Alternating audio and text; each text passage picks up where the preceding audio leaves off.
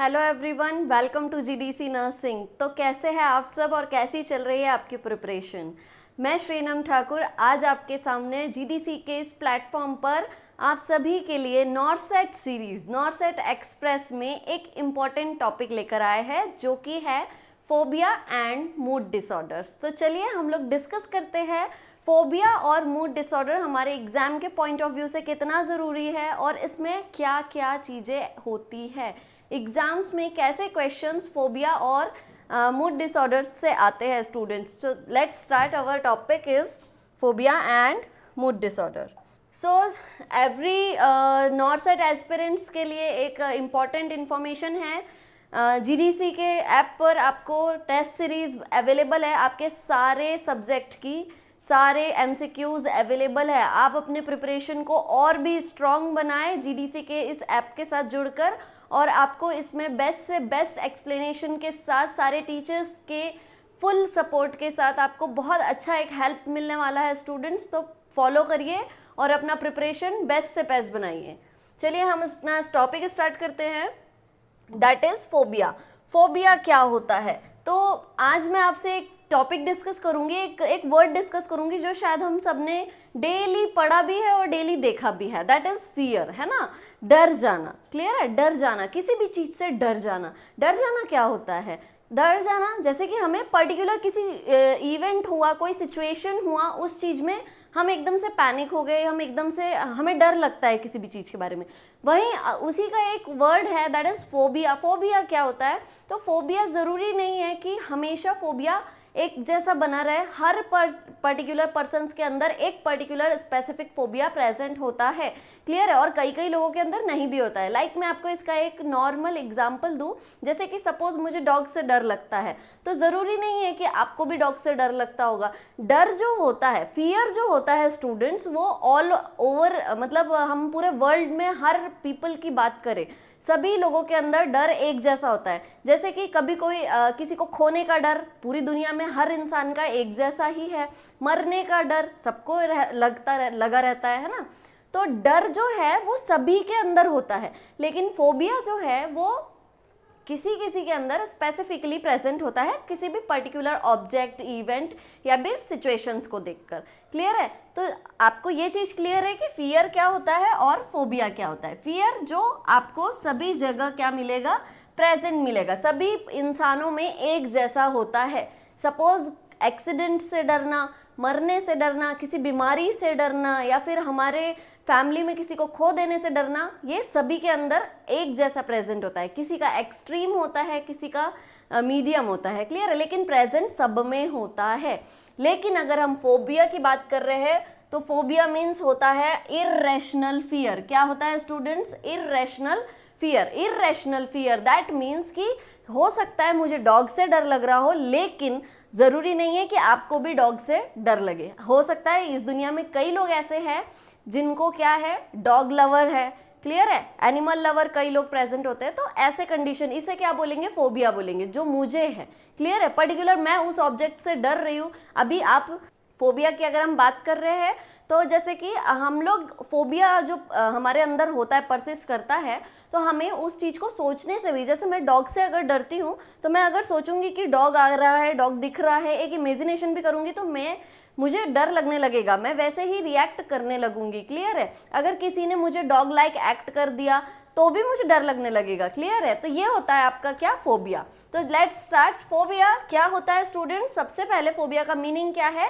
Irrational fear. Phobia और fear दोनों चीजें अलग कैसे है, ये मैंने आपको एक्सप्लेन कर दिया है। फोबिया जो है ये इर्रेशनल फियर है, एंड जो फियर होता है वो पर्टिकुलरली सभी के अंदर में प्रेजेंट होता है। नेक्स्ट हम बात करते हैं ईटियोलॉजी की। तो ईटियोलॉजी, या फिर हम इसको रिस्क फैक्टर भी बोल सकते हैं, इसका पर्टिकुलर कोई ईटियोलॉजी नहीं है। एक्चुअली ये ऑटोमेटिकली हम अपना जो नेचर है, हमारा जो बिहेवियर है, उसके अकॉर्डिंग ये चीज़ें सेटअप हो जाती है, क्लियर है। तो आपका जो रिस्क फैक्टर है, इसमें हम बोल सकते हैं फैमिली हिस्ट्री, और दूसरा हो सकता है आपका पास्ट ट्रॉमेटिक एक्सपीरियंस, क्लियर है। अगर किसी भी टाइप का प्रीवियस एक्सपीरियंस आपका थोड़ा सा इस टाइप से रहा हो, जैसे कि सपोज मैं बोल रही हूँ कि मुझे डॉग से फियर है, तो हो सकता है कभी बचपन में या पुराना कोई भी मेमोरी जो है मेरा, उसमें मेरे साथ में, मेरे लाइफ में, पुराने एक्सपीरियंस में कभी डॉग और मेरे बीच ऐसा कोई लड़ाई हुआ हो जिसमें डॉग ने किसी को बहुत ज़्यादा इंजर्ड कर दिया हो और मैं उस सीन को देखकर डर गई हूँ, ठीक है। तो मेरे माइंड में अब वही कॉन्सेप्ट है, वही सारा एक्सपीरियंस मेरे माइंड में है, उस वजह से मुझे क्या है, डॉग फियर है, डॉग फोबिया है। क्लियर है। बहुत सारे टाइप्स ऑफ फोबिया प्रेजेंट होते हैं स्टूडेंट्स, बहुत सारे टाइप्स ऑफ फोबिया प्रेजेंट होते हैं। क्लियर है आपको। और इनके बहुत अलग अलग नामों से इनको जाना जाता है और ये एग्जाम्स में पूछा भी जाता है कि कौन सा पर्टिकुलर क्लोज्ड स्पेस में रहने वाला फोबिया को हम क्या कह सकते हैं, ओपन स्पेस में अगर कोई पर्सन नहीं जा पा रहा है तो उस फोबिया को क्या कहते हैं। इस टाइप से क्वेश्चंस अराइज होते हैं, या फिर कई बार आपको एक सीन या फिर एक कोई सिचुएशन मेंशन की जाती है और पूछा जाता है कि इस टाइप का फोबिया कौन सा फोबिया होगा, ठीक है, तो आपको वो बताना होता है। चलिए अब हम बात कर रहे हैं नेक्स्ट, फोबिया क्या है, इसके इडियोलॉजिकल फैक्टर और risk factor, family history and past traumatic experience. Next अब हम बात करते हैं most important, that is types of fever. Types of fever क्या होता है स्टूडेंट्स, तो टाइप्स ऑफ फीवर में हम 3 टाइप के मेन फोबिया देखते हैं, that is agoraphobia, social phobia and specific phobia. ये 3 मेन टाइप्स है और इसके सारे सब टाइप्स में भी हम देखने वाले हैं। फर्स्ट क्या है आपका, agoraphobia. Agoraphobia that means irrational fear from any open place. किसी भी ओपन प्लेस में जाने से पर्सन को डर लगना। अब ओपन प्लेस में जाने से क्यों डरेगा, क्यों, क्योंकि वो ऑल टाइम, ये किन के साथ हो सकता है, स्पेशली ऐसे बच्चों के साथ या ऐसे पर्सन के साथ में जो कि फैमिली से बहुत ज़्यादा कनेक्ट रहे हैं, ऑल टाइम फैमिली के बीच में रहे, अकेले कभी कहीं गए नहीं हैं, तो उन्हें हमेशा ओपन प्लेस में अकेले क्राउड में जाने में बहुत ज़्यादा फियर होगा, ठीक है। क्यों, क्योंकि उन्हें ये डर लगता है कि मैं अगर वहाँ जाऊँगी तो मैं अपने फैमिली से तुरंत कांटेक्ट नहीं कर सकती किसी भी इमरजेंसी में।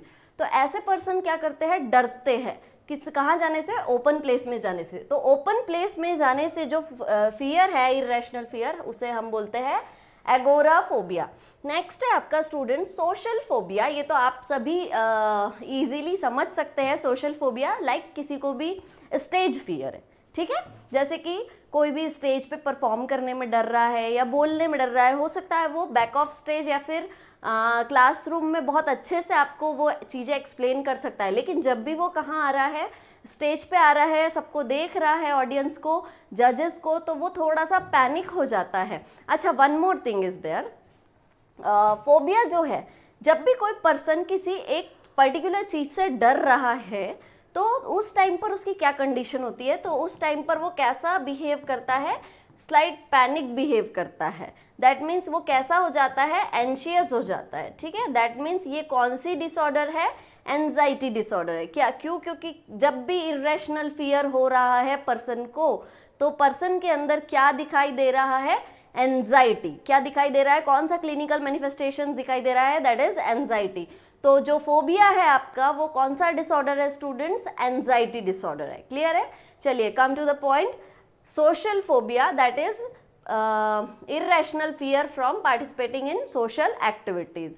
सोशल एक्टिविटीज़ या सोसाइटी में किसी भी टाइप का एक्टिविटी परफॉर्म करने में डरना, या फिर हम इसे स्टेज फियर भी बोल सकते हैं। क्लियर है कि पब्लिक, सोसाइटी के सामने या फिर बहुत सारे पब्लिक के सामने किसी भी टाइप से परफॉर्म करने में डरना, ठीक है। जब भी पर्सन स्टेज पर आएगा तो वो बोल नहीं पाएगा ठीक से, डरेगा, उसका जो स्पीच है, जो वॉइस है, वो बहुत ज़्यादा स्टटरिंग और स्टरिंग होने स्टार्ट हो जाएगा। क्लियर है। तो ये कहलाता है आपका सोशल फोबिया। नेक्स्ट अब हम बात करते हैं किसकी, स्पेसिफिक फोबिया की। कुछ टाइप्स ऑफ स्पेसिफिक फोबिया यहाँ पर प्रेजेंट होते हैं। फर्स्ट वन है स्टूडेंट आपका एलेगोफोबिया, ठीक है। Algophobia that means fear from pain, irrational fear from pain, like operation से डरना, किसी भी चीज़ लग जाने के बाद पेन से डरना कि मुझे इतना ज़्यादा पेन होगा तो मैं वो सब चीज़ें नहीं करा सकता, मुझसे पेन बर्दाश्त नहीं होता है, ठीक है। ऐसे लोग जो पेन से डरते हैं, उनके अंदर कौन सा फोबिया प्रेजेंट होता है, एल्गोफोबिया। नेक्स्ट है जीनोफोबिया। जीनोफोबिया का मतलब होता है, ये थोड़ा सा मिस्टेक हो गई है, जीनोफोबिया का मतलब होता है इरेशनल फियर फ्रॉम स्ट्रेंजर। किसी भी स्ट्रेंजर से बहुत ज़्यादा डरना। हो सकता है वो पर्सन, स्ट्रेंजर से डरना कॉमन भी है आज के टाइम पर, लेकिन ज़रूरी नहीं है कि हर कोई स्ट्रेंजर बहुत ज़्यादा गलत हो, ठीक है। हो सकता है कोई अच्छा भी हो, लेकिन फिर भी कोई भी अदर पर्सन से डरना, क्लियर है, वो क्या कहलाता है, एक्जीनोफोबिया। नेक्स्ट है आपका क्लस्ट्रोफोबिया, क्लोज्ड स्पेस से डरना, जैसे कि रूम वगैरह में अगर आप बंद कर देते हो किसी पर्सन को तो वो क्या हो जाता है, बहुत ज़्यादा डरता है, पैनिक होता है, उसे ऐसा लगता है यहाँ कुछ हो जाएगा, अभी बिल्डिंग गिर जाएगा, या फिर किसी भी टाइप का वो थॉट क्रिएट करना स्टार्ट कर देता है। क्लोज्ड स्पेस में पर्सन को अगर डर लग रहा है तो दैट इज क्लस्ट्रोफोबिया। नेक्स्ट है स्टूडेंट आपका zoophobia. Zoophobia that means animals से डरना, सारे एनिमल्स से डरना, दैट इज जूफोबिया। नेक्स्ट है आपका इंसेक्टोफोबिया। इंसेक्टोफोबिया दैट मीन्स इंसेक्ट से डरना, कीड़े मकोड़ों से डर लगना, दैट इज इंसेक्टोफोबिया। नेक्स्ट है आपका acrophobia. Acrophobia that means height से डरना, क्लियर है, किसी भी जैसे बहुत ज़्यादा हाइट्स पर कई लोग नहीं जा पाते, उन्हें बहुत ज़्यादा एंजाइटी होने लग जाती है, रेस्टलेसनेस फील होता है, डिफ़िकल्ट ब्रीथिंग होती है, क्लियर है। आपको एक मूवी याद होगी शाहरुख खान और शिल्पा शेट्टी की, बाजीगर मूवी, शायद उसमें शिल्पा शेट्टी को था, ठीक है, जो फोबिया था हाइट पर जाने से डरना, और ये मोस्टली बहुत से लोगों में प्रेजेंट होता है हाइट से डरना, तो that is called acrophobia. Next है आपका एर्कनोफोबिया, दैट इज स्पाइडर से डरना, ठीक है, मकड़ी से डर लगना। नेक्स्ट है आपका ऑटोफोबिया। ऑटोफोबिया दैट मीन्स अकेले रहने से डरना, टू लीव अलोन, ठीक है, टू लीव अलोन, अकेले जीने से या अकेले रहने से डरना, that is autophobia. Bibliophobia that is books से डरना, बड़ी बड़ी बुक्स दिख रही है तो हमें पढ़ना ही नहीं है, हमने ट्राई ही नहीं करना है कि उसमें क्या है और क्या नहीं है, ठीक है, दैट इज बिब्लियोफोबिया। नेक्स्ट है आपको गैमोफोबिया। गैमोफोबिया मीन्स होता है स्टूडेंट्स मैरिज से डरना, क्लियर है, किसी भी पर्सन में कई बार आप पूछोगे तो बोलोगे नहीं हमें मैरिज नहीं करनी, वाई, बिकॉज कि हमें मैरिज से डर लगता है, हम मैरिज करना ही नहीं चाहते, ठीक है, तो मैरिज और आने वाली रिस्पॉन्सिबिलिटीज से जो लोग डरते हैं दैट इज गैमोफोबिया। नेक्स्ट है आपका nyctophobia. Nyctophobia means dark places से डर लगना, क्लियर है स्टूडेंट्स, डार्क प्लेसेस, लाइट चली गई है, एकदम से अंधेरा हो गया है, अब पर्सन को कुछ समझ में नहीं आ रहा है और पर्सन क्या हो रहा है, डर रहा है, क्लियर है, एकदम से सबको ढूंढने लग रहा है, या जैसे ही लाइट चली गई वो अपने मम्मी के पास जाके पकड़ के बैठ जाएगा, ठीक है, जब तक लाइट नहीं आएगी या जब तक प्रॉपरली कोई भी किसी भी टाइप का लाइट उसे दिखाई नहीं देगा तो वो अपने पर्टिकुलर एक सेफ प्लेस या सेफ्टी पर्सन को नहीं छोड़ेगा, क्लियर है, अकेले नहीं रहेगा, तो ये होता है निक्टोफोबिया। नेक्स्ट फोबिया, और भी बहुत सारे फोबियाज है स्टूडेंट्स, जैसे कि पायरोफोबिया। पायरोफोबिया मीन्स कि फायर से डर लगना। फिलोफोबिया दैट इज लव से डर लगना। एस्ट्रेफोबिया दैट इज थंडरस्टॉर्म से डर लगना। गाइनोफोबिया वुमन से डर लगना। पीडोफोबिया चिल्ड्रन से डर लगना।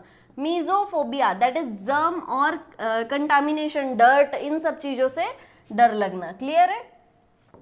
नेक्स्ट है आपका साइनोफोबिया, दैट इज डॉग से डर लगना, जैसे कि अभी मैंने एक एग्जांपल देकर आपको बताया कि क्या होता है साइनोफोबिया, दैट इज जैसे कि मुझे डॉग से डर लगता है लेकिन आपको नहीं लगता है, आप डॉग लवर हो, तो मेरे अंदर कौन सा फोबिया है, साइनोफोबिया। अगर लेकिन मैं एक चीज़ बोलूँ कि ज़रूरी नहीं है कि आप डॉग से डर रहे हो तो आपको डर लग रहा है, जैसे कि मैं आपको एक नॉर्मली बताऊँ कि फोबिया में कैसे कैसे फीचर्स दिखाई देते हैं। तो सपोज मैं अगर मोबाइल में भी डॉग देख रही हूँ तो मैं स्किप कर दूंगी, ठीक है, स्क्रॉल कर दूंगी अपना मोबाइल का स्क्रीन, क्यों, क्योंकि मैं देख भी नहीं सकती, मुझे डर लग रहा है, दैट नॉट मीन्स कि सिर्फ वो पास में होगा तभी मुझे डर लगेगा, इट मीन्स कि मैं उस पर्टिकुलर चीज़ का इमेजिनेशन भी कर रही हूँ तो भी मैं वैसे ही एंजाइटी मुझे क्रिएट हो रहा है, मैं मोबाइल में देख रही हूँ तो भी मुझे डर लग रहा है, कोई उस चीज़ के बारे में बोल रहा है तो भी मुझे डर लगना स्टार्ट हो जा रहा है, तो दैट इज फोबिया, क्लियर है आपको। सो साइनोफोबिया दैट इज डॉग से फियर, एंड्रेफोबिया दैट इज मेन से डर लगना, लड़कों से डर लगना, ठीक है। एल्यूरोफोबिया दैट इज कैट से डर लगना, कैट, पर्टिकुलर कैट से किसी किसी को बहुत ज़्यादा फियर होता है। Next hydrophobia that is word से क्लियर है, हाइड्रो वर्ड हम किसके लिए यूज़ करते हैं, वाटर के लिए यूज़ करते हैं। ऐसे ही हीमो वर्ड हम किसके लिए यूज़ करते हैं, ब्लड से डर लगना, जैसे कि कई ऐसे पर्सन्स होते हैं जिन्हें ब्लड देख के चक्कर आ जाते हैं, ठीक है, ब्लड नहीं देख पाते हैं, तो ये सब चीज़ें क्या है, that is hemophobia. Next है आपका होडोफोबिया, दैट इज ट्रैवलिंग से डर लगना, ट्रैवलिंग में होने वाले जैसे वॉमिटिंग होगा, नोजिया होगा, ये सब चीज़ें सोच सोच के डर लगने लग जाता है। Aerophobia, that is air travelling, like aeroplane वगैरह में जाने से बहुत ज़्यादा डर लगता है। नेक्स्ट है आपका थंटोफोबिया, दैट इज थंटोफोबिया मीन्स कि डेथ से डर लगना, मरने के बारे में सोच सोच के डरना, ठीक है। नेक्स्ट इसके अलावा है आपका कौन सा, नेक्रोफोबिया। नेक्रोफोबिया मीन्स होता है डेड बॉडी से डर लगना, और जो ऑब्जेक्ट होते हैं जो कि हम यूज़ करते हैं आफ्टर डेथ, उन ऑब्जेक्ट से भी डर लगना, लाइक जैसे वाइट जो शीट हम यूज़ करते हैं उस टाइम पर, उनके मतलब जो भी फ्यूनरल से रिलेटेड जो भी ऑब्जेक्ट्स है, फ्यूनरल से रिलेटेड जो भी चीज़ें हैं, जो भी कंडीशंस, जो भी सभी के अपने अपने कस्टम्स होते हैं, उसके अकॉर्डिंग हम जो भी परफॉर्म करते हैं उस टाइमिंग में, उन सारी चीज़ों को देखकर डरना, उस टाइम के फ्लावर्स से डरना, ये सारी चीज़ें क्या कहलाती है आपकी आपका नेक्रोफोबिया। नेक्रोफोबिया मीन्स कि किसी पर डेथ पर्सन्स को देखने से और उनके जो ऑब्जेक्ट जो यूज्ड हो रहे हैं उस फ्यूनरल में, उन सब चीज़ों से डर लगना। नेक्स्ट है बेलोना और ट्रिप्नोफोबिया, दैट इज कॉल्ड इंजेक्शन या शार्प ऑब्जेक्ट से डर लगना, ठीक है। इसके अलावा भी बहुत से ऐसे आपको फोबिया मिलेंगे, लाइक लिजार्ड से डर, ठीक है। तो ये सारे चीज़ें आपके किस में आते हैं स्टूडेंट्स, क्वेश्चंस में पूछा जाता है मोस्टली। गाइनोफोबिया हो गया आपका एक, पायरोफोबिया पूछा जाता है, मीजोफोबिया पूछा जाता है, अभी लास्ट ईयर साइनोफोबिया भी पूछा गया है, ठीक है। तो इस टाइप के जो क्वेश्चंस अगर आपको आ रहे हैं तो ये आपको याद रखने पड़ेंगे स्टूडेंट्स, फोबियाज, ठीक है। नेक्स्ट है अब आपका क्लिनिकल मैनिफेस्टेशंस, जिसमें हम क्लिनिकल मैनिफेस्टेशन की बात पहले भी कर चुके हैं कि इसमें सबसे ज़्यादा क्या क्रिएट होने वाला है स्टूडेंट्स, एंजाइटी। जब भी कोई पर्सन किसी पर्टिकुलर ऐसी कोई चीज़ों को देख रहा है जिससे उसे क्या है, इररेशनल फियर है, तो उसे क्या होगा, वो देखते से उसे एंजाइटी होने लग जाएगी, पैनिक अटैक टाइप सा कंडीशन बनने लग सकता है, पर्सन का ब्रीथिंग बहुत ज़्यादा इंक्रीज हो जाएगा, पर्सन को डिफ़िकल्ट ब्रीथिंग भी हो सकता है, प्लस पर्सन को स्वेटिंग होने लगेगी, क्लियर है। बीपी डाउन भी हो सकता है कई बार पर्सन का, और पर्सन बेहोश भी हो सकता है, ठीक है स्टूडेंट्स। तो ये था आपका फोबिया। अब हम इसके मैनेजमेंट की बात करते हैं। तो मैनेजमेंट कैसे करना है, तो जब पर्सन को अगर एंजाइटी हो रही है तो हम कौन से ड्रग देंगे, एंटी एंजाइटी ड्रग देंगे। तो हमने क्या देना है पर्सन को, एंजियोलाइटिक SSRI देना है। नेक्स्ट अब हम और क्या करेंगे, हम पर्सन को क्या करेंगे, साइकोथेरापी देंगे। साइकोथेरापी में हम क्या करते हैं, कॉग्निटिव बेस्ड साइकोथेरापी आपकी, that is cognitive behavioural therapy and systemic desensitisation, ठीक है। सिस्टमिक डिसेंसिटाइजेशन के अंदर हम रिलैक्सेशन थेरापीज देते हैं, ठीक है। रिलैक्सेशन थेरापीज हम पर्सन को क्या करते हैं, देते हैं। ब्रीथिंग एक्सरसाइज करवाते हैं पर्सन से, योगा करवाते हैं, क्लियर है। बहुत से ऐसे कॉन्फिडेंशियल गेम्स खेलते हैं और उन्हें एक चीज़ें, मतलब सब चीज़ों से एकदम फेस टू फेस हम बोल सकते हैं कि बिल्कुल रियलिटी ओरिएंटेड करवाते हैं। नेक्स्ट एक और थेरेपी है, दैट इज इम्प्लोसिव थेरेपी। इम्प्लोसिव थेरेपी में क्या हो रहा है स्टूडेंट्स, इसमें हम पर्सन को जिस भी पर्टिकुलर पर्सन, जैसे कि आपको बोल सकती हूँ मैं इस चीज़ में कि आपने देखा है खतरों के खिलाड़ी। खतरों के खिलाड़ी आपने एक शो आता है वो देखा होगा, जिसमें क्या हो रहा है, पर्टिकुलर जिस चीज़ से हमें डर है उस चीज़ का सामना हमें करना होता है, दैट इज इम्प्लोसिव थेरापी, ठीक है। इम्प्लोसिव फीडिंग भी बोलते हैं इसे, जिसमें क्या हो रहा है स्टूडेंट्स, इस कंडीशन में जैसे कि सपोज मुझे क्लोज्ड स्पेस में रहने से डर है, दैट इज क्लस्ट्रोफोबिया मुझे है, तो मुझे इस थेरेपी के अंडर में क्या होगा, मुझे एक टाइम ज़बरदस्ती मुझे इस रूम में पैक कर दिया जाएगा। मैं एक दिन डरूंगी, दूसरे दिन और थोड़ा डरूंगी, लेकिन धीरे धीरे धीरे धीरे मेरा डर क्या होगा, इस चीज़ से कम हो जाएगा, ठीक है, मेरा डर खत्म हो जाएगा। क्लियर है आपको। तो ये था आपका क्या, फोबिया, क्लियर है, जिसमें हम कुछ इस टाइप से ट्रीटमेंट पर्सन को प्रोवाइड करते हैं। नेक्स्ट अब हम देखते हैं students, that is mood disorder. Next अब हम टॉपिक देखते हैं, दैट इज मूड डिसऑर्डर। तो मूड डिसऑर्डर क्या होता है स्टूडेंट्स, मूड डिसऑर्डर के अंदर में हम क्या पढ़ते हैं, मूड डिसऑर्डर होता क्या है। ये इमेज आप देख रहे हैं, कहीं सैडनेस है, कहीं हैप्पीनेस है।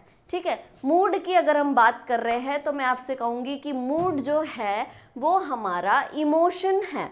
जैसे कि साइकोलॉजी में हमने क्या पढ़ा है, इमोशन पढ़ा है ना, साइकोलॉजी में हमने पढ़ा है इमोशन। इमोशन में जो भी डिस्टर्बेंसेस होती है उसे हम क्या बोलते हैं, मूड बोलते हैं। सबसे पहले इमोशंस में अगर कोई डिस्टर्बेंस आ रही है तो उसे हम अफेक्ट बोलते हैं। लेकिन अफेक्ट अगर बहुत ज़्यादा टाइम तक, लॉन्ग टर्म तक कंटिन्यूशन में रहता है तो वो क्या करता है, हमारे मूड को चेंज कर देता है, या फिर वो हमारे मूड को कन्वर्ट कर देता है एक पर्टिकुलर किसी अदर चीज़ों में। ठीक है, जैसे कि अगर मैं बोलूँ आज मुझे किसी ने डांट दिया, मुझे गुस्सा आया, ठीक है, मैंने गुस्सा आकर टेंट्रम शो किया, ठीक है, तो ये दैट मीन्स मेरा इमोशंस डिस्टर्ब हुआ, मुझे बुरा लगा और मैंने अपना इमोशन शो किया, मैंने एक रिएक्शन प्ले किया।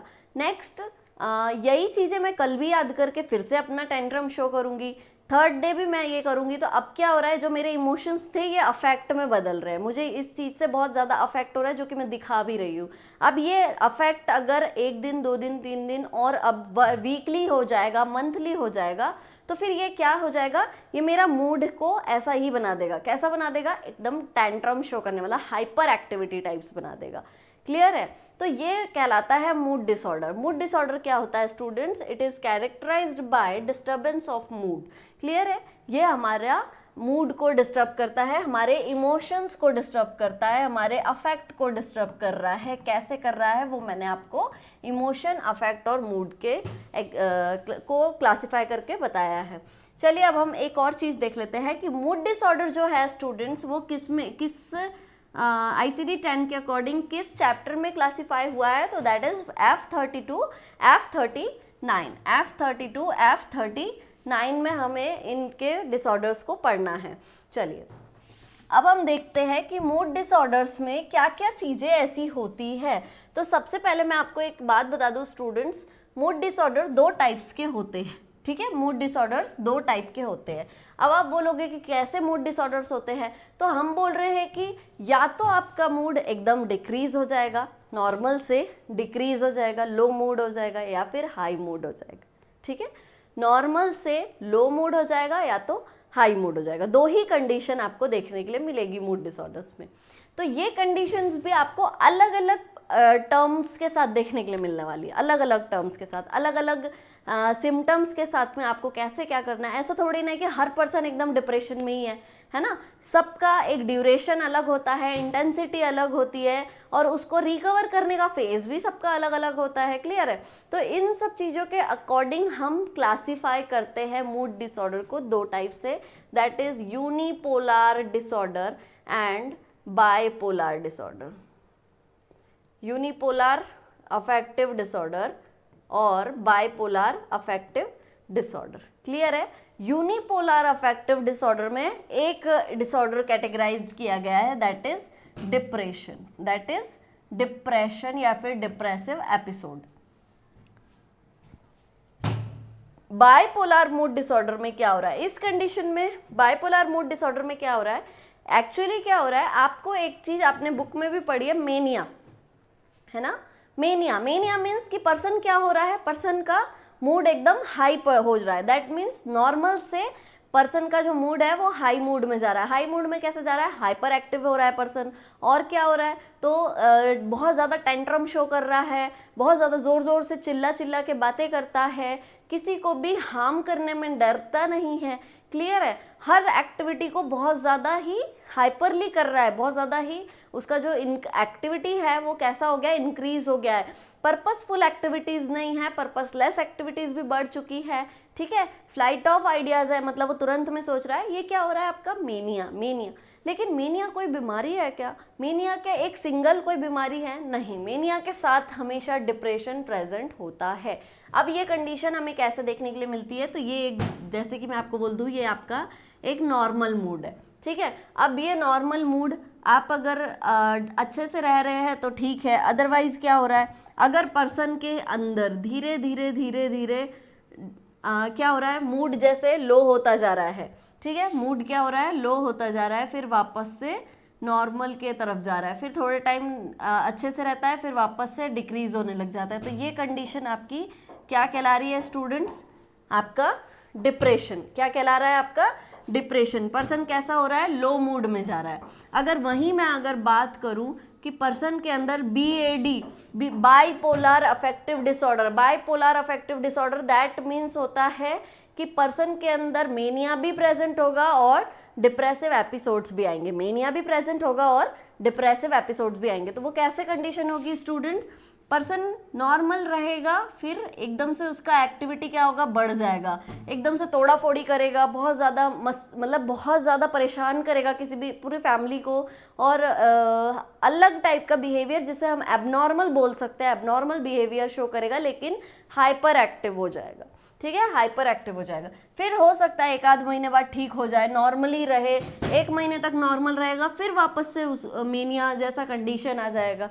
क्लियर है? फिर वापस से थोड़े टाइम बाद क्या होगा? डिप्रेशन का कंडीशन आ जाएगा पर्सन के अंदर। तो इसे हम क्या बोलते हैं? Bipolar affective disorder. क्या बोलते हैं इस कंडीशन को? हम बायपोलर अफेक्टिव डिसऑर्डर, जिसमें मेनिया और डिप्रेशन दोनों ही कंडीशंस किसके अंदर दिखाई दे रही है? BAD, बायपोलर अफेक्टिव डिसऑर्डर में। ये आपको दिख नहीं रहा होगा शायद, ये मैं लिख देती हूँ इससे, बायपोलर अफेक्टिव डिसऑर्डर में, जिसमें क्या होगा? मेनिया और डिप्रेशन दोनों के एपिसोड्स दिखाई देने वाले हैं स्टूडेंट्स। क्लियर है? चलिए अब हम एक एक करके इनको पढ़ लेते हैं अच्छे से कि ये एक्चुअली होते क्या है। ठीक है, तो हमें पढ़ना क्या है मूड डिसऑर्डर में? डिप्रेशन और बाइपोलर अफेक्टिव डिसऑर्डर, जिसमें हम पढ़ेंगे मेनिया और डिप्रेशन दोनों के एपिसोड्स कैसे साथ में आते हैं। मेनिया की अगर हम बात कर रहे हैं तो हम डिप्रेशन के साथ साथ आपको उस चीज़ को एक्सप्लेन कर देंगे, पर एग्जाम के पॉइंट ऑफ व्यू से आपको ये याद रखना है depression and BAD, that is bipolar affective disorder. ठीक है स्टूडेंट्स, चलिए डिप्रेशन क्या होता है? डिप्रेशन क्या होता है? अब हम यहाँ बात करते हैं किसकी? डिप्रेशन की। ठीक है, कि डिप्रेशन क्या होता है। तो डिप्रेशन जब हम देख रहे हैं कि डिप्रेशन क्या हो रहा है, दैट मीन्स डिप्रेशन मीन्स कि पर्सन जो है वो नॉर्मली उसका जो मूड है वो क्या हो रहा है? डिप्रेस्ड हो रहा है। पर्सन का मूड जो है स्टूडेंट्स वो क्या हो रहा है? डिप्रेस्ड हो रहा है। पर्सन स्ट्रेस में रहता है, पर्सन का जो एक्टिविटीज़ है वो डिक्रीज हो गया है। ठीक है, एक्टिविटीज़ क्या हो गया है स्टूडेंट्स? डिक्रीज हो गया है। पर्सन कैसा हो गया है? पर्सन बिल्कुल भी बहुत ज़्यादा लिथार्जिक हो गया है बोल सकते हो। पर्सन बहुत ज़्यादा लैक ऑफ इंटरेस्ट हो गया है। पर्सन को किसी भी चीज़ में इंटरेस्ट नहीं है। खाना मिल रहा है तो ठीक है, नहीं मिल रहा है तो ठीक है, दैट मीन्स उसका एपेटाइट भी लो हो गया है या डिक्रीज हो गया है। अगर वो भूख नहीं लग रही या वो खाना नहीं खा रहा है तो दैट मीन्स उसका वेट लॉस भी हो रहा है। पर्सन को अगर इंटरेस्ट नहीं है, किसी भी चीज़ में अगर इंटरेस्ट नहीं आ रहा है, मतलब कि आप समझ सकते हैं कि वो कैसा लो मूड में रह रहा है। ठीक है, सैडनेस जिसको हम बोल सकते हैं ना, सैड है पर्सन, क्या है? सैड है, that is called depression. Depression के क्या क्या रिस्क फैक्टर है स्टूडेंट्स? ठीक है, क्या क्या रिस्क फैक्टर हो सकते हैं डिप्रेशन के, और पर्सन के अंदर कैसे कैसे ये क्या कर रहा है? एक्सप्लेन, कैसे कैसे बढ़ता है, कैसे कैसे आपके अंदर में प्रेजेंट हो रहा है, तो ये चीज़ें हम देखेंगे। हम बात कर रहे हैं अगर रिस्क फैक्टर की, तो अगर हम एज की बात करें तो ये मेनली कौन से एज ग्रुप में हमें दिखाई दिया है डिप्रेशन? तो ये है आपका 30 to 40 ईयर में। 30 to 40 ईयर में क्यों दिखाई दिया है? तो नॉर्मली अगर बोला जाए तो ये वाला एक, वैसे तो ये एज है आपकी स्टेबल होने की। ठीक है, लाइफ में स्टेबिलिटी की जो एज है, जैसे कि 30 में सबका शादी भी हो जाता है, 30 में सबका मतलब फैमिली प्लानिंग स्टार्ट हो जाती है। लेकिन अभी करंटली अगर हम बात करें तो आजकल ये सारी चीज़ें बहुत ज़्यादा डिले हो गई। जो एज ग्रुप है शादी का वो भी थोड़ा सा डिले हो चुका है, मतलब कि लेट हो चुका है। तो अभी आजकल जो शादियां हो रही है मोस्टली वो 30 ईयर में हो रही है। तो क्या शादी होने से डिप्रेशन हो रहा है? नहीं नहीं नहीं, ऐसा कुछ नहीं है। Actually job responsibilities, family background, और मतलब कि हमें अपनी जो रिस्पॉन्सिबिलिटीज़ है, जैसे किसी को घर बनाना है, किसी, ये सारी कंडीशंस जो है ये सब पर्सन कब सोच रहा है और कब कर रहा है, उस बीच वो फ्यूचर के लिए बहुत ज़्यादा सोचने लग जाता है। तो ये सारे कंडीशंस की वजह से जो एज ग्रुप डिप्रेशन के लिए बनाया गया है, that is 30 to 40 year. Next अब हम बात कर रहे हैं प्रिविलेंस की। तो अगर हम प्रिविलेंस की बात कर रहे हैं स्टूडेंट्स, तो प्रिविलेंस पे हम देख रहे हैं कि 5 to 17% पर्सन जो है हमारे किससे पीड़ित है? आपके डिप्रेशन से। ठीक है, 5 to 17% जो पर्सन है वो डिप्रेशन से ग्रसित है। क्लियर है। अगर हम सेक्स रेशियो की बात करते हैं स्टूडेंट, तो सेक्स रेशियो में मेल के कंपैरिजन में डिप्रेशन जो है आपको फीमेल्स में ज़्यादा देखने के लिए मिलेगा। मेल के कंपैरिजन में फीमेल्स में ज़्यादा डिप्रेशन देखने के लिए मिलता है। तो ये ऐसा क्यों है? तो ऐसे कई बार कंडीशंस, बहुत सारे कंडीशंस हैं, जैसे कि फीमेल्स बहुत सारी चीज़ें देखती आ रही है, मीनार के हो गया है, तब भी पर्सन बहुत डिप्रेस्ड हो जाता है एकदम से उनके लाइफ में जो भी कंडीशंस हो रहा है। या हम ये बोल सकते हैं हार्मोनल इम्बैलेंस्ड लाइफ एक फीमेल जीती आ रही है, सरवाइव कर रही है। नेक्स्ट फिर शादी हो जाती है, तब भी बहुत सारे सर्कमस्टांसेस है पर्सन के साथ। तो ये सब कंडीशनों के वजह से भी हम बोल सकते हैं कि फीमेल का रेशियो डिप्रेशन में मेल के लेवल से ज़्यादा है। नेक्स्ट लो IQ लेवल में ज़्यादातर डिप्रेशन होने के चांसेस है। नेक्स्ट इम्बैलेंस ऑफ न्यूरोट्रांसमीटर, जिसमें कि हमारा सीरोटोनिन एंड नॉरएपिनेफ्रिन का जो लेवल है वो डिक्रीज हो जाता है, जिसकी वजह से क्या देखने के लिए मिलता है? डिप्रेशन देखने के लिए मिलता है स्टूडेंट्स। नेक्स्ट अगर मैरिटल स्टेटस की बात करें तो अनमैरिड में ज़्यादा देखने के लिए मिला है डिप्रेशन का जो कंडीशन है। ठीक है। और अगर हम सोशियो इकोनॉमिक स्टेटस की भी बात करते हैं तो सोशियो इकोनॉमिक स्टेटस में मेनली लो सोशियो इकोनॉमिक स्टेटस में ज़्यादातर डिप्रेशन देखने के लिए मिला है। ठीक है। पॉवर्टी, ये सब चीज़ों में हमें डिप्रेशन के केसेस देखने के लिए मिले हैं। ओके स्टूडेंट्स, नेक्स्ट अब हम बात कर रहे हैं that is most important topic from the depression, और सबसे ज़्यादा क्वेश्चन भी अराइज इसी से होते हैं, that is types of depression. Types of depression क्या होता है? तो और टाइप्स ऑफ डिप्रेशन में अगर हम देख रहे हैं तो टाइप्स ऑफ डिप्रेशन में कैसे कैसे कंडीशंस होते हैं। अभी हमने तो ये सिर्फ डिप्रेशन देखा था कि हाँ डिप्रेशन में ऐसा कुछ होता है, लेकिन डिप्रेशन एक्चुअली है क्या और डिप्रेशन किस टाइप से हमारे अंदर परसिस्ट करता है। तो अगर मैंने आपसे पहले ही बोला था कि ये ज़रूरी नहीं है कि डिप्रेशन है पर्सन को तो दैट मीन्स वो हमेशा लो मूड में ही रहेगा। क्लियर है? ज़रूरी नहीं है पर्सन हमेशा लो मूड में ही रहेगा, हो सकता है पर्सन कभी कुछ चेंजेस भी आ सके पर्सन के अंदर। और सिर्फ यही नहीं है, पर्सन के अंदर कई सारे साइकोटिक फीचर्स भी देखने के लिए मिले हैं, कई सारे फिजिकल सिम्टम्स भी देखने के लिए मिले हैं। यहीं पर मैं आपको एक चीज़ क्लियर कर दूँ, बॉडी माइंड रिलेशनशिप। हमेशा एक चीज़ आप याद रखना, जैसा जैसा हमारा मेंटल स्टेटस रहेगा वैसा ही हमारा फिजिकल स्टेटस भी रहता है। अगर हम मेंटली बहुत ज़्यादा स्ट्रांग रहेंगे तो फिजिकली भी स्ट्रांग बनने के लिए, मतलब मैं ये नहीं बोलूँगी कि हम मेंटली बहुत स्ट्रांग है तो हमें कोई बीमारी नहीं होगी, नहीं ऐसा नहीं है, हो सकती है लेकिन उसमें रिकवरी होने के चांसेस ज़्यादा है। मेंटली अगर कोई पर्सन बहुत ज़्यादा अच्छा एक्टिव है या पॉजिटिव है तो उसके फिजिकली सिम्टम्स भी काफ़ी अच्छे होते हैं। दैट मीन्स फिजिकल पे भी काफ़ी अच्छा अफेक्ट होता है, पॉजिटिव अफेक्ट्स देखने के लिए मिलते हैं। क्लियर है आपको? तो हम बात कर रहे हैं टाइप्स ऑफ डिप्रेशन की, तो ये ध्यान से सुनिएगा स्टूडेंट्स। टाइप्स ऑफ डिप्रेशन क्या होता है? तो फर्स्ट है आपका डिप्रेसिव एपिसोड्स। डिप्रेसिव एपिसोड्स का मतलब होता है पर्सन के अंदर क्या हो रहा है स्टूडेंट्स, पर्सन के अंदर डिप्रेशन हो रहा है। अब चलो मैं आपको यहाँ पर इन सभी के अंदर एक कॉमन आपको सिम्टम्स देखने के लिए मिलेंगे, दैट इज जिसे हम बहुत इंपॉर्टेंट है आपका इसमें, जिसको हम क्या बोलते हैं, बैक ट्रायड। ठीक है, बैक ट्रायड बोलते हैं। डिप्रेशन का एक मेन सिम्टम्स होता है back triad. Back triad means क्या होता है, तो इसे हम समझते हैं बैक ट्रायड, जैसे पर्सन जो डिप्रेशन वाला है वो क्या बोलेगा कि मुझे इस दुनिया में जीना नहीं है, मेरा यहाँ जीने का कोई मतलब नहीं है। पर्सन क्या हो रहा है, होपलेसनेस हो रही है, पर्सन के अंदर क्या हो रही है, होपलेसनेस हो रही है, मैं किसी के लिए कुछ भी नहीं कर सकता, हेल्पलेसनेस आ रहा है पर्सन के अंदर। ठीक है, और क्या हो रही है, वर्थलेसनेस हो रही है, मेरा इस दुनिया में कोई मतलब नहीं है। तो ये तीन मेन सिम्टम्स है जिन्हें हम बोलते हैं बैक ट्रायड, जो कि हमें डिप्रेशन में देखने के लिए मिलते हैं। Depressive episode first, that means कि पर्सन को किसी को भी एक बार सिंगल टाइम्स डिप्रेशन हो रहा है, किसी पर्टिकुलर चीज के वजह से पर्सन क्या हो रहा है, डिप्रेस्ड हो रहा है। रिकरेंट डिप्रेशन, दैट मीन्स कि एक बार वो एपिसोड आया है, अब दोबारा से एक से ज़्यादा टाइम उसे क्या हो रहा है, अगर डिप्रेसिव एपिसोड्स आ रहे हैं तो हम उसे बोलते हैं रिकरेंट एपिसोड्स। ठीक है, नेक्स्ट है आपका persistent depressive episodes. Persistent depressive episodes, that means depression अगर 1 ईयर तक बना है तो उसे हम बोलते हैं परसिस्टेंट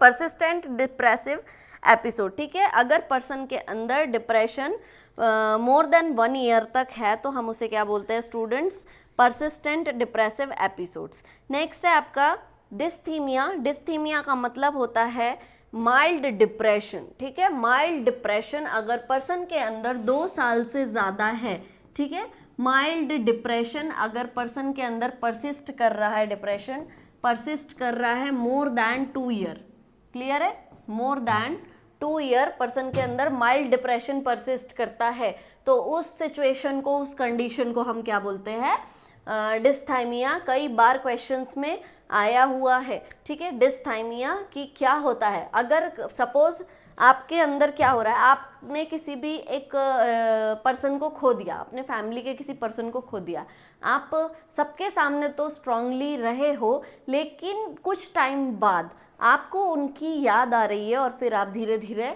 अपना जो एक्टिविटीज़ है, अपना जो सारी चीज़ें वो डिक्रीज़ होती जा रही है, हम डिप्रेस्ड होते जा रहे हैं वो सब चीज़ें सोच के। फिर थोड़े टाइम बाद ऐसा नहीं है जो, हाँ एक चीज़ और कि डिस्थाइमिया वाला पर्सन ऐसा नहीं है कि चुपचाप पूरे टाइम घर में बैठा रहेगा, एक कोने में रहेगा, एक कमरे में अपने आप को बंद कर लेगा, नहीं।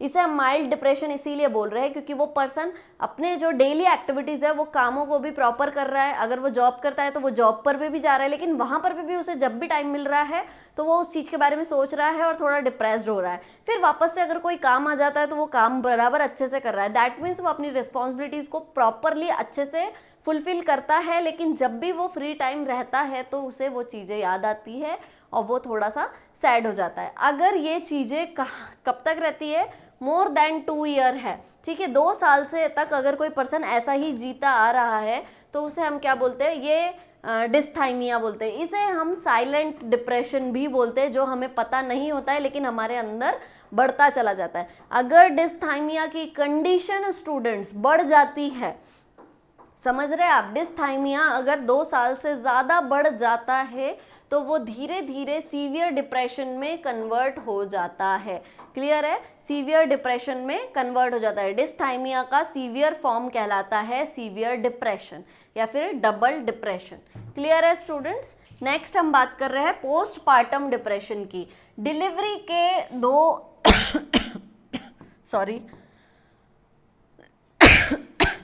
आफ्टर 4 वीक ऑफ डिलीवरी के 4 वीक बाद अगर किसी फीमेल को डिप्रेशन हो रहा है तो उसे हम बोलते हैं पोस्टपार्टम डिप्रेशन। नेक्स्ट है आपका इनवॉल्यूशनल डिप्रेशन। इनवॉल्यूशनल डिप्रेशन स्टूडेंट्स कब होता है, इनवॉल्यूशनल कंडीशन में। इनवॉल्यूशनल कंडीशन क्या है, अगर पर्सन जैसे कि जो कि 55 से 65 अबव ये कंडीशन होती है ना, जो 55 साल से 65 साल के जो हमारे ओल्डर पीपल है उन लोगों में ये कंडीशन मोस्टली इनवॉल्यूशनल डिप्रेशन देखने के लिए मिला है। वो पूरा प्रीवियस की चीज़ों को याद करते हैं कि मैंने क्या क्या किया, मैंने क्या नहीं किया, आगे कैसे रहेंगे, ये सब चीज़ें सोचते सोचते उनके अंदर क्या होता है, डिप्रेशन आने लग जाता है। नेक्स्ट है आपका न्यूरोटिक डिप्रेशन। न्यूरोटिक डिप्रेशन को हम क्या बोलते हैं, एक्सोजिनस भी डिप्रेशन बोलते हैं, ठीक है, एक्सोजिनस डिप्रेशन। ये जितने भी आपने डिप्रेशन पढ़े इनवॉल्यूशनल तक, इनको हम बोलते हैं एंडोजिनस डिप्रेशन। एंडोजिनस डिप्रेशन और एक्सोजिनस डिप्रेशन क्या है, तो एंडोजिनस डिप्रेशन में आपको साइकोटिक सिम्टम्स दिखाई दे सकते हैं। यहाँ पर क्या होता है, साइकोटिक सिम्टम्स प्रेजेंट होते हैं। और जो एक्सोजिनस डिप्रेशन है इसमें साइकोटिक सिम्टम्स प्रेजेंट नहीं होते हैं स्टूडेंट्स, ठीक है, साइकोटिक सिम्टम्स किसी भी टाइप के साइकोटिक सिम्टम्स नहीं आते हैं, तो इसलिए हम इसे क्या बोलते हैं, न्यूरोटिक डिप्रेशन। न्यूरोटिक डिप्रेशन का मतलब होता है किसी भी टाइप के एनवायरमेंटल चेंजेस के वजह से भी डिप्रेशन आ जाना, ठीक है। लाइक एनवायरमेंटल चेंजेस वो नहीं कि गर्मी हो रही है, सर्दी हो रही है, इस टाइप का नहीं बोल सकते। हमारी लाइफ में किसी भी टाइप का कोई चेंजेस आ रहा है तो उस वजह से हम थोड़े टाइम के लिए जो डिप्रेस्ड होते हैं उसे हम बोलते हैं न्यूरोटिक डिप्रेशन। लेकिन इस न्यूरोटिक डिप्रेशन के अंदर किसी भी टाइप का कोई फार्माकोलॉजिकल ट्रीटमेंट और ना ही कोई ECT इन सब चीज़ों का नीड नहीं होता है। इसमें पर्सन खुद से भी रिकवर हो जाता है और कई बारी कोई अगर जैसे बाहर से कोई काउंसिल कर रहा है तो 1-2 काउंसिल में ही पर्सन कैसे हो जा रहा है, ठीक हो जा रहा है। काउंसिल भी कौन हो कर रहा है, कोई क्वालिफाइड या कोई ट्रेन्ड पर्सन नहीं करता है, ये हमारा फैमिली बैकग्राउंड ही है। जैसे कि सपोज मुझे फाइनेंशियली लॉस हो गया है, तो हो सकता है मैं उसके लिए 1-2 दिन, 4 दिन, 5 दिन, 8 दिन तक सोचूंगी और उसके बाद उस चीज़ से 8 दिन तक मैं डिप्रेस्ड रहूँगी, उसके बाद उस चीज़ से रिकवर होते जाऊँ। क्यों? क्योंकि मेरी फैमिली भी मुझे समझा रही है कि ठीक है, इट्स ओके, तो मैं अपना माइंड भी डाइवर्ट करूँगी, धीरे धीरे वो प्रॉब्लम मेरे लिए थोड़ा कम होती जाएगी। तो ये होता है न्यूरोटिक डिप्रेशन। न्यूरोटिक डिप्रेशन में किसी भी टाइप का ट्रीटमेंट का बहुत ज़्यादा नीड नहीं होता है, पर्सन खुद से भी रिकवर कर लेता है। क्लियर है स्टूडेंट्स? नेक्स्ट बात कर रहे हैं क्लिनिकल मैनिफेस्टेशंस की। तो कौन कौन से साइन एंड सिम्टम्स पर्सन के अंदर दिखाई देने वाले हैं स्टूडेंट्स? तो जो साइन एंड सिम्टम्स पर्सन के अंदर दिखाई देने वाले हैं वो क्या है? लो मूड, इसे हम सैडनेस भी बोल सकते हैं ना। क्या बोल सकते हैं? Sadness of mood. क्या बोल सकते हैं स्टूडेंट? Sadness of mood. ठीक है। Decrease tone, volume and pressure of speech. Decrease tone, volume and pressure of speech, person बहुत ज़्यादा धीरे धीरे बात करेगा, बहुत नॉर्मली बोलेगा, मतलब हम जो नॉर्मल बात करते हैं उससे भी उसका जो वॉल्यूम है, जो पिच है, वो बहुत ज़्यादा डिक्रीज हो जाएगा। ठीक है। Next, insomnia. इस डिप्रेशन वाले पर्सन्स को नींद नहीं आती है। डिक्रीज साइकोमोटर एक्टिविटी, वो नॉर्मली मतलब बहुत स्लो चलेगा, बहुत अपने आप में ही रहेगा, ज़्यादा किसी से बात नहीं करेगा, आई टू आई कांटेक्ट नहीं कर पाएगा। क्लियर है? डिप्रेशन वाला पर्सन। नेक्स्ट है सुसाइडल टेंडेंसी। पर्सन के अंदर सुसाइडल टेंडेंसी देखने के लिए भी मिली है। कई बार डिप्रेशन में आने के बाद पर्सन को ऐसा लगता है ये लाइफ मेरे लिए नहीं है, इस लाइफ में मैं एग्जिस्ट नहीं कर सकता हूँ, नहीं कर सकती हूँ, और वो क्या करते हैं? फिर सुसाइड अटेम्प्ट करने के लिए ट्राई करते हैं।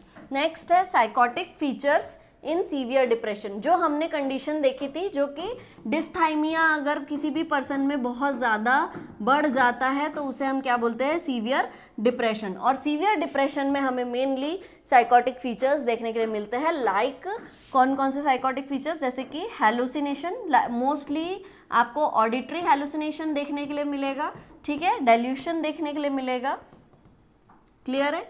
नेक्स्ट है आपका poverty of speech, anhedonia, lack of interest and weight loss. Clear है स्टूडेंट्स? तो ये थे आपके क्या कुछ क्लिनिकल मैनिफेस्टेशंस जो कि आपके डिप्रेशन में प्रेजेंट होते हैं। नेक्स्ट हम बात करते हैं डायग्नोस्टिक इवैल्यूएशन की। स्टूडेंट, तो हमें क्या करना है? सबसे पहले पर्सन की हिस्ट्री कलेक्ट करना है रिलेटिव से या जो भी उनको लेकर आ रहे हैं उनसे कि ये डिप्रेशन में क्यों गए थे।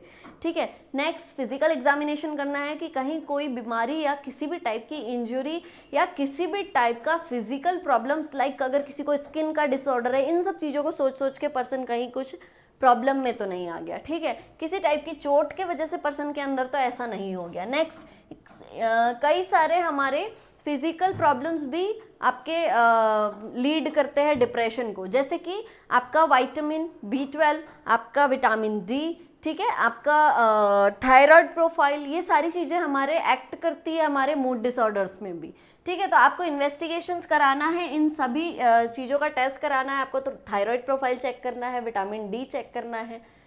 नेक्स्ट है हमारा सबसे important examination, that is mental status examination. ठीक है। हम क्या करेंगे? पर्सन का मेंटल स्टेटस एग्जामिनेशन करेंगे, जिससे हमें क्लियर होगा पर्सन को क्या प्रॉब्लम हो रही है। नेक्स्ट, हैमिल्टन रेटिंग स्केल का यूज़ करेंगे हम डिप्रेशन को असेस करने के लिए। एंड बैक ट्रायड भी हम देखेंगे डिप्रेशन में। मोस्टली ये सीवियर डिप्रेशन वाले पर्सन्स में ही देखा जाएगा। ठीक है। नेक्स्ट, अब हम मैनेजमेंट की बात करते हैं स्टूडेंट्स। तो जो डिप्रेशन वाले पर्सन्स हैं, इनमें साइको फार्माकोलॉजी में हम क्या देंगे? अगर डिप्रेशन हो रहा है तो हम एंटी डिप्रेसेंट ड्रग्स देंगे, है ना, सेडेटिव्स देंगे, एंटी साइकोटिक, अगर साइकोटिक फीचर्स आ रहे हैं तो हम उन्हें एंटी साइकोटिक ड्रग्स देंगे। ECTB इफेक्टिव होती है स्टूडेंट्स आपके डिप्रेशन में। नेक्स्ट, साइको थेरेपी देंगे। साइकोथेरेपी में हम कौन कौन सी साइकोथेरेपी देंगे? Family therapy, marital therapy, group therapy and occupational therapy. Next, अब हम बात करते हैं हमारा next disorder, that is bipolar affective disorder. Bipolar affective disorder के बारे में हम बात करते हैं कि ये होता क्या है एक्चुअली। तो बाइपोलर अफेक्टिव डिसऑर्डर जो है स्टूडेंट्स, ये 2 टाइप के होते हैं। इसको हम बोल सकते हैं फेज 1 एंड फेज 2। ठीक है। Bipolar phase 1 and phase 2। तो फेज 1 में कौन सी कंडीशन हमें देखने के लिए मिलती है?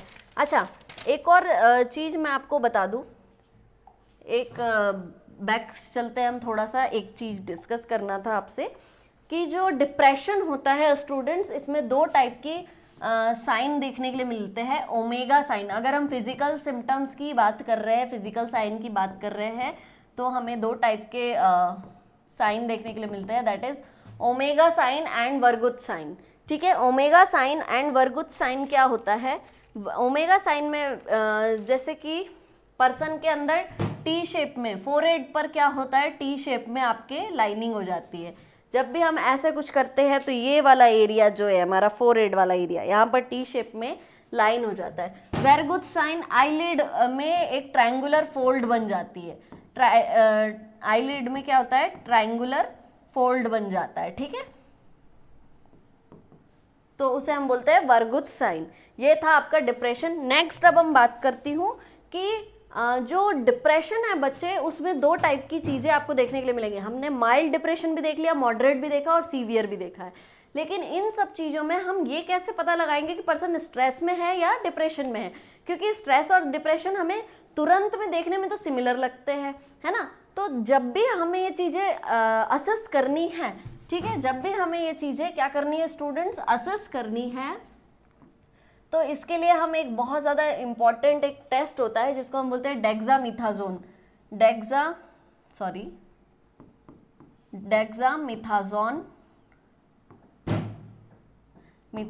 टेस्ट। ठीक है, डेक्सामिथाजोन टेस्ट में हम क्या करते हैं स्टूडेंट्स, तो डेक्सामिथाजोन सप्रेशन टेस्ट बोलते हैं सबसे पहले तो हम इसे।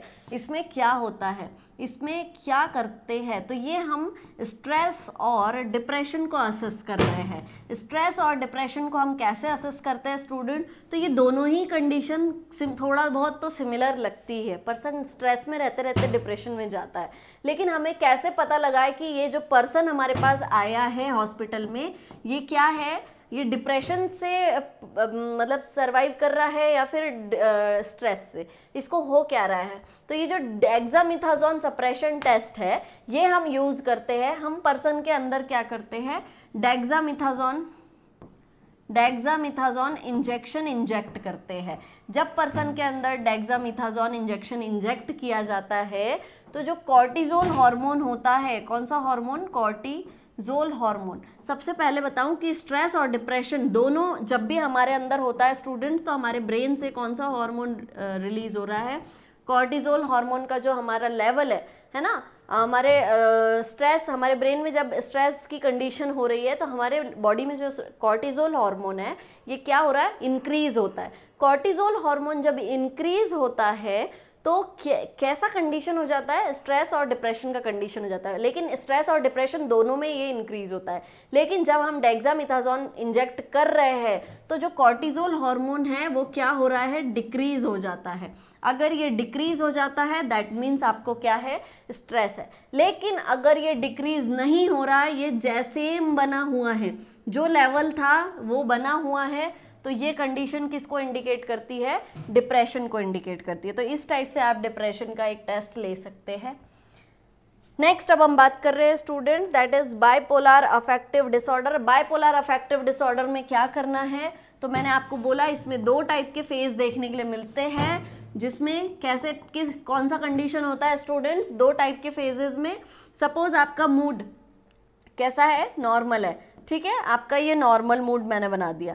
अब आपके अंदर क्या कंडीशन हो रही है, पर्सन के अंदर सबसे पहले क्या हो रहा है, मूड एलिवेट हो रहा है, उसके अंदर बहुत ज़्यादा सा टेंट्रम शो कर रहा है, हाई मूड में जा रहा है। पर्सन किस में जा रहा है, हाई मूड में जा रहा है। ठीक है, ये यहाँ नहीं लिखते हैं, हम इधर लिख देते हैं, हाई मूड में जा रहा है पर्सन, क्या हो रहा है, हाई मूड में जा रहा है। अब पर्सन के अंदर फिर थोड़े टाइम बाद, 1-2 महीने बाद पर्सन नॉर्मल में भी आ जाता है, ठीक है, नॉर्मली रहने लग जाता है एकदम हर किसी की तरह। फिर थोड़े टाइम बाद फिर से पर्सन के अंदर क्या होता है, वापस से पर्सन के अंदर मेनिया का एक कंडीशन आता है, पर्सन वापस हाई मूड में जाता है। फिर थोड़े टाइम बाद फिर अच्छे से रहता है, फिर वापस से फिर उसके लो मूड में चला जाता है। किस में चला जाता है, लो मूड में चला जाता है। तो इसे हम क्या कहते हैं स्टूडेंट, इसे हम बोलते हैं phase 1 bipolar affective disorder, that is phase 1। Phase 1 में क्या हो रहा है, पर्सन पहले मेनिया में जाता है और उसके बाद धीरे धीरे पर्सन किस में चला जाता है, पहले एक एपिसोड आपको मेनिया का आएगा, ठीक है, फिर पर्सन नॉर्मल लिविंग करेगा, फिर पर्सन के अंदर फिर वापस से मेनिया का एपिसोड आएगा, फिर वापस से नॉर्मल जीने लग जाएगा, फिर वापस से एक कौन सा एपिसोड आएगा, डिप्रेशन का।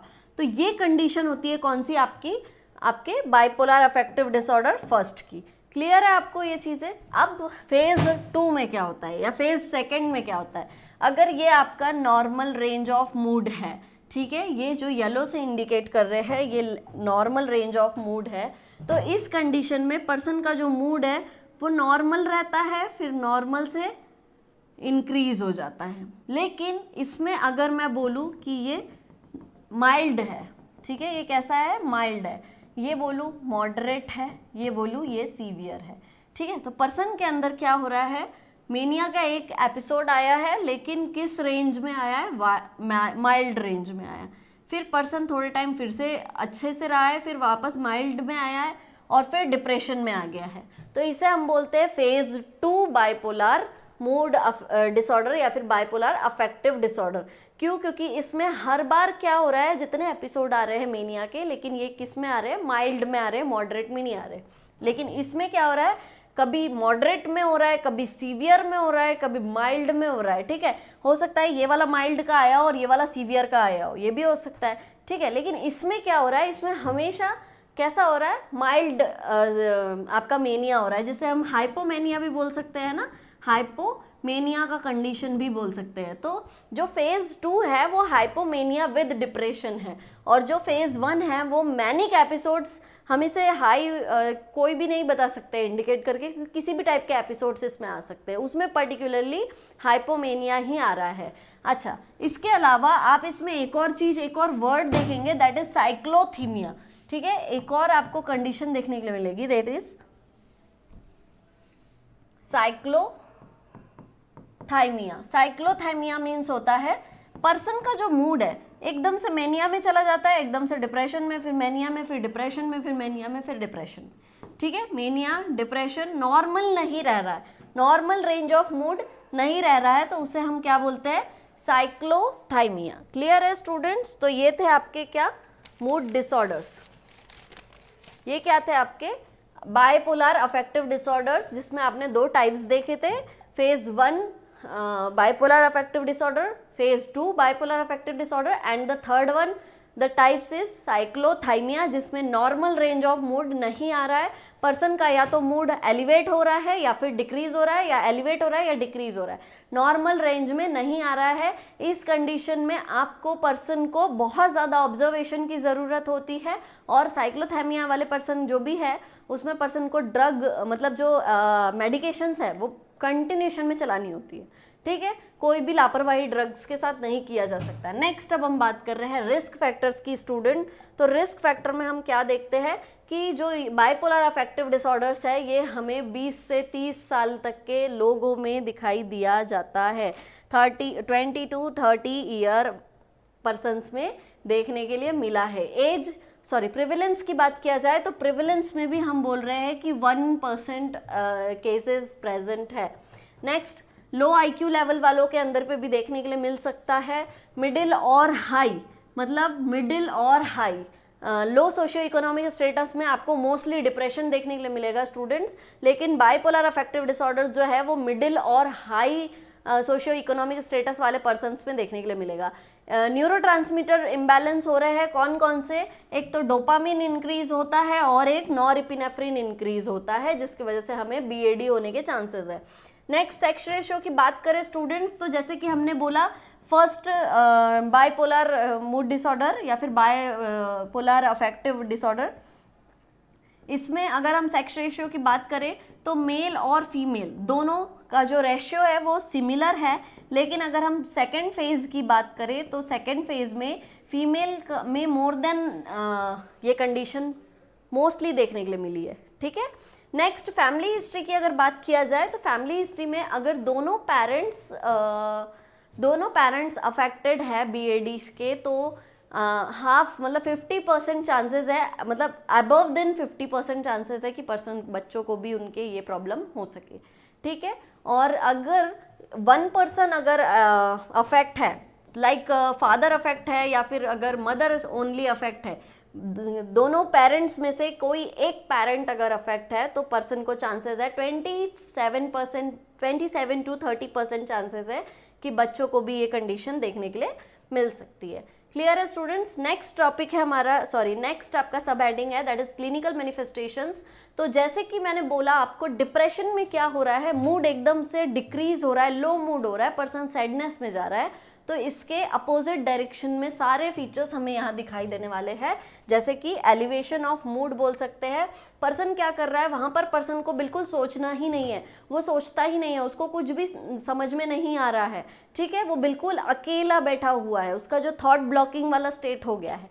लेकिन यहाँ पर पर्सन को जो थॉट्स है वो कंटिन्यूशन में चले जा रहे हैं, पर्सन के अंदर फ्लाइट ऑफ आइडियाज हो रहा है। इसको हम क्या बोल सकते हैं, इस फीचर को हम क्या बोल सकते हैं, flight of ideas. That means person तुरंत में सोचता है मुझे ये बैग उठाना है, फिर सोच रहा है नहीं मुझे पढ़ना है, नहीं फिर मुझे खाना खाना है, मतलब वो किसी भी पर्टिकुलर एक थॉट पर ज़्यादा टाइम तक स्टे नहीं कर पाता है। उस कंडीशन को हम बोलते हैं क्या, flight of ideas. Next delusional behaviour दिखाई देता है, जिसमें कौन सा डेल्यूशन, एक तो ग्रैंडियोसिटी देखने के लिए मिलता है और एक परसिक्यूशन देखने के लिए मिलता है, ठीक है। पर्सन को लगता है मेरे से ज़्यादा बड़ा कोई नहीं है, मैं ही भगवान हूँ। और दूसरा परसिक्यूटरी डेल्यूशन देखने के लिए मिलता है, दैट मीन्स कि उसको ऐसा लगता है कि ये जो भी लोग बातें कर रहे हैं ये मेरे को हार्म करने के लिए बात कर रहे हैं, मेरे को हार्म करने के लिए प्लान कर रहे हैं। नेक्स्ट हेलुसिनेशन देखने के लिए मिल रहा है, ये साइकोटिक फीचर्स हमें मेनिया में देखने के लिए मिल रहा है। मेनली कौन सा हेलुसिनेशन है, तो ऑडिटरी हेलुसिनेशन देखने के लिए मिल रहा है पर्सन के अंदर, ठीक है, ऑडिटरी हेलुसिनेशन देखने के लिए मिलता है। नेक्स्ट साइकोमोटर एक्टिविटी की बात किया जाए स्टूडेंट, तो बीएडी वाले कंडीशन में साइकोमोटर एक्टिविटी इंक्रीज हो जाती है, पर्सन मोर टॉकेटिव हो जाता है, बहुत ज़्यादा बोलता है, कंटिन्यू बहुत ज़्यादा बोलता ही रहता है। स्लिप डिक्रीज हो जाती है, इंसोम्निया हो जाता है, दैट मीन्स पर्सन को, और साथ साथ खाना भी नहीं खाता। तो ये वाले पर्सन जो दिखेंगे आपको बहुत ज़्यादा थिन पर्सनैलिटी के दिखेंगे और बहुत ज़्यादा एकदम माइंड उनका ऐसे बहुत भागता है समझ लो। उनका बॉडी भी आप देखोगे, आप वो एक जगह खड़े नहीं रह सकते, वो पूरे टाइम चलते फिरते रहते हैं और बहुत ज़्यादा स्पीड में चलते हैं, बहुत ज़्यादा स्पीड में काम करते हैं। इनका टोन, वॉल्यूम, प्रेशर, ये सारा चीज़ें जो स्पीच में है ये बढ़ जाता है, ठीक है, इंक्रीज हो जाता है। क्लियर है स्टूडेंट्स। तो ये थे आपके क्या clinical manifestations of BOD. Next अब हम बात करते हैं कि कौन कौन से इनके अंदर आपको डायग्नोस्टिक इवैल्यूएशन करना रहेगा। तो इसमें हम डायग्नोस्टिक इवैल्यूएशन, हिस्ट्री कलेक्शन और फिजिकल एग्जामिनेशन के अलावा एमएससी करेंगे तो हमें समझ में आ जाएगा कि इन्हें क्या प्रॉब्लम हो रही है। नेक्स्ट अगर हम मैनेजमेंट की बात करते हैं स्टूडेंट्स, तो मैनेजमेंट में हम इन्हें क्या क्या दे सकते हैं।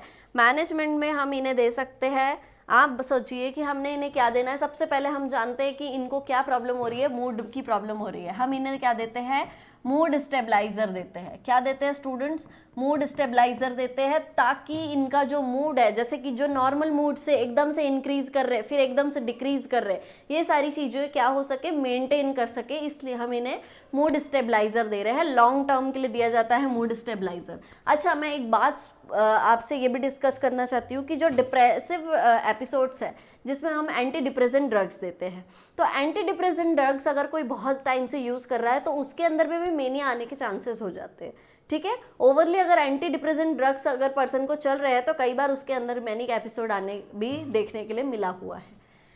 चलिए नेक्स्ट मैनेजमेंट क्या करेंगे, अगर पर्सन को साइकोटिक फीचर आ रहे हैं तो हम क्या देंगे स्टूडेंट्स, एंटी साइकोटिक ड्रग्स भी देंगे।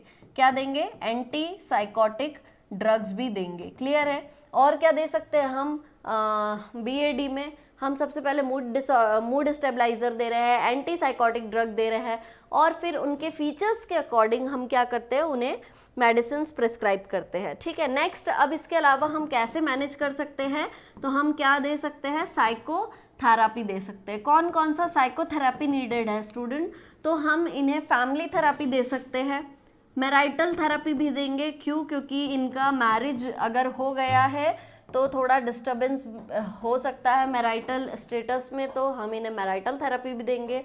और क्या दे सकते हैं स्टूडेंट्स, सबसे इम्पॉर्टेंट कि साइकोथेरेपी बीएडी या फिर हम बोल रहे हैं मेनिया वाले पर्सन्स में आपको ग्रुप थेरेपी बिल्कुल भी नहीं देनी है।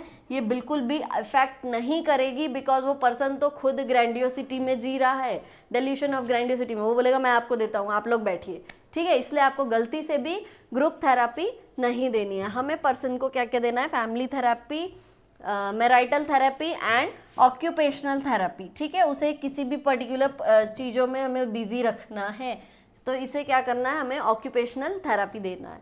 तो फ्रेंड्स, स्टूडेंट्स, ये था आपका mood disorder and phobia. I hope आपको समझ में आया हो। मिलते हैं नेक्स्ट सीरीज में, तो थैंक यू सो मच।